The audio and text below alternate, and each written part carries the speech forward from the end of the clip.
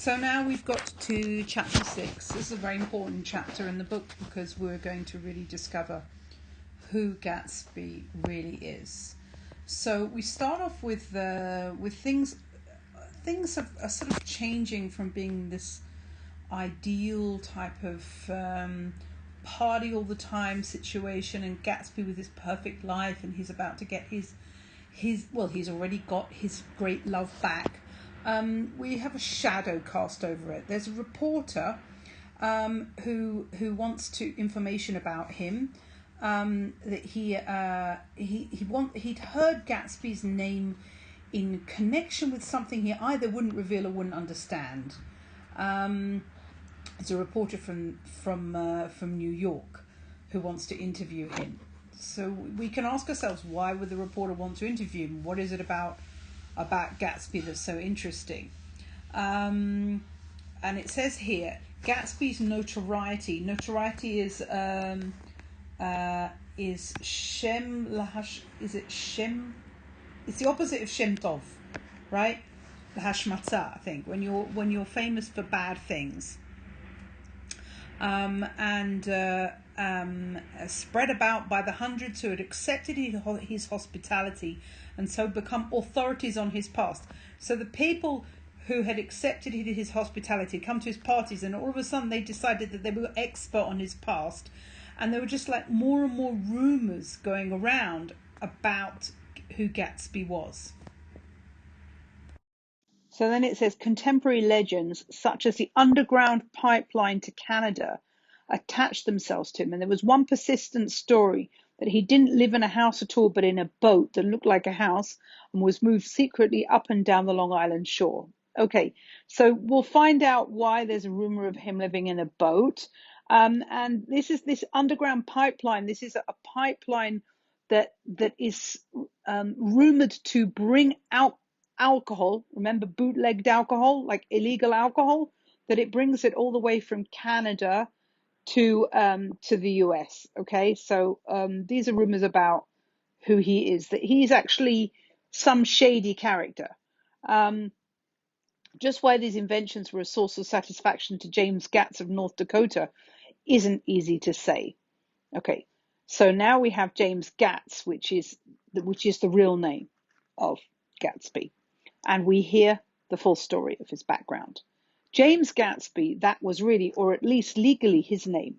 He changed it at the age of 17, and at the specific moment that witnessed the beginning of his career, when he saw Dan Cody's yacht drop anchor over the most insidious flat on Lake Superior. Insidious means horrible, okay? Flat, I guess the flat land on Lake Superior. It was James Gatz who had been loafing along the beach that afternoon in a torn green jersey and a pair of canvas pants, but it was already Jay Gatsby who borrowed a rowboat, pulled out to Tuolumne, and informed Cody that a wind might catch him and break him up in half an hour.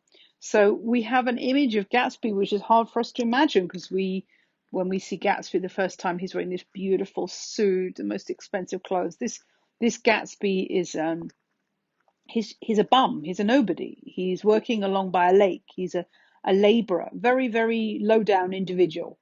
Okay, and we're going to find more out about Cody, who Cody is later on. Okay, I suppose he'd had the name ready for a long time even then, which is an indication about who Gatsby really is, that this man, he is such a dreamer. You know, he's already imagining, who he's going to be in his later life. His parents were shiftless and unsuccessful farm people. His imagination had never really accepted them as his parents at all. So in his head, like his no good parents aren't really his parents. The truth was that Jay Gatsby of West Egg, Long Island, sprang from his platonic conception of himself. So what is a platonic conception? A platonic conception, platonic ideas are ideas of when the abstract things are actually real. That abstract ideas or abstract feelings, this is how I understand it, are as real objects, because this would make sense, right? That it's like, if you believe enough, it's going to come true. So he was a son of God, a phrase which, if means anything, means just that. He must be about his father's business, the service of a vast, vulgar, and meretricious beauty. All right, meretricious means it means connected to being a prostitute. So I'm not very clear what this sentence means, but the basic idea is that Gatsby invented himself. He is going to make himself into somebody else. And really the only way that you can change your lot completely, make money fast, is going to be something which isn't very acceptable, okay? Because you're not going to inherit the money. So at 17, he invented this concept of Jay Gatsby, and he was very faithful to the idea of Gatsby. So it goes on. For over a year, he'd been beating his way along the south shore of the Lake Superior as a clam digger and a salmon fisher, or in any other capacity that brought him food and bed. So he's living from day to day. He's catching sea fish and on the shore. His brown hardened body lived naturally through the half fierce, half lazy work of the bracing days. So he's a real redneck, he's got this brown hard body. And then it says he knew women, but he didn't really like any of them. He didn't like women who were after money, and he didn't like, young virgins because they didn't know anything about anything. So, and also it indicates here that it's hard for him to love anyone because he's really obsessed with himself, self-absorption. Okay. And it says his heart was in a constant turbulent riot, meaning that he was never settled. He was always longing for something more. Okay. The most grotesque and fantastic conceits is like imaginings, things that he imagines, haunted him in his bed at night. And he starts to imagine this big money, basically. A universe of ineffable gaudiness spun itself out in his brain while the clock ticked on the washstand and the moon soaked with the wet light. His tangled clothes with wet light, his tangled clothes upon the floor. So he imagines all the shiny stuff that is really connected to his parties. Each night he added to the pattern of his fancies until drowsiness closed down upon some vivid scene with an oblivious embrace. So he's just imagining this life which is so completely not connected to the life he has now. So it says even though sometimes these dreams, they were like an outlet for his imagination. They were a satisfactory hint of the unreality of reality.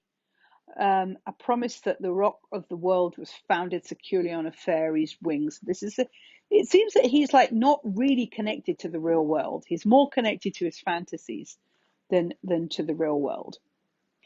And so we still haven't got to the stage where he started to become the Great Gatsby yet. So he ends up in this Lutheran college, and he works there as a janitor. Okay, so this is here. And then he drifts back to Lake Superior, goes back to the lake where he was before. And he was searching for something to do on the day that Dan Cody's yacht dropped anchor in the shallows along the shore. So this Dan Cody is the person with his yachta, is a person who changes Gatsby's life for the better.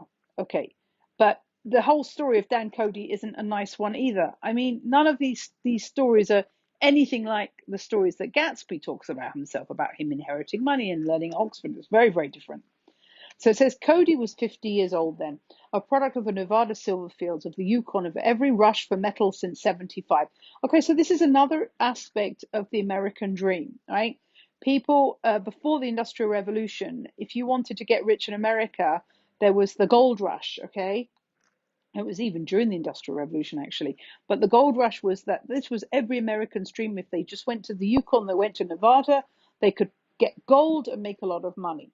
But this did actually make him very rich. The transactions in the Montana copper mine that made him many times a millionaire found him physically robust, but on the verge of soft-mindedness, and suspecting that an infinite number of women tried to separate from his money. So there's a reason why Gatsby goes after this Cody, because Cody says Soft-mindedness. Soft-mindedness means he's not a strong character, he's not a strong personality.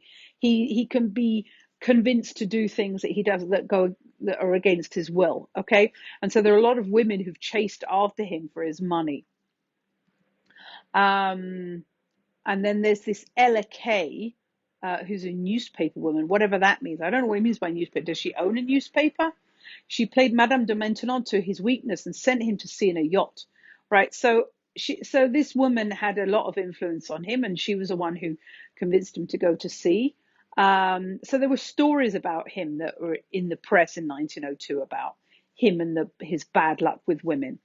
He'd been coasting along all too hospitable shores for 5 years when he turned up as James Gats's destiny at Little Gold Bay. So when it says had been coasting along all too hospitable shores, this is ironic. This means that people were very, very happy for this wealthy, millionaire, stupid guy to come and spend his money there, right? So they were going to rob him whatever way they could. So it's like being hospitable and so come, come with your money, and then they do what they want with him. So he becomes Gats's destiny. Okay.